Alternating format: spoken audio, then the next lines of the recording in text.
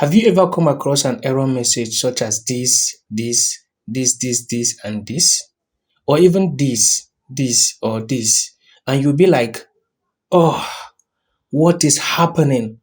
Oh my God, my boss is on me. What should I do? You need not to worry, my friend, because after showing you how to get rid of these errors, you'll be more comfortable working on your spreadsheet. So let's get started.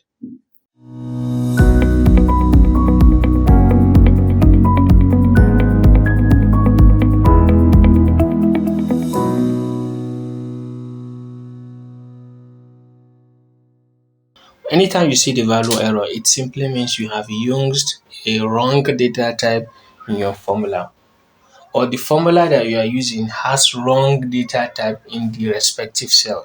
Now let's double click on this and see what is happening.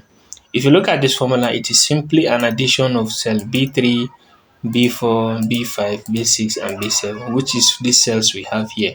But when you closely look at this very particular cell, I have 679 here, and I have 988, 433T. Maybe the person who imputed it is trying to tell us that this is 433 tubers of yam, maybe 980 crates of egg, maybe 238 basket of potato.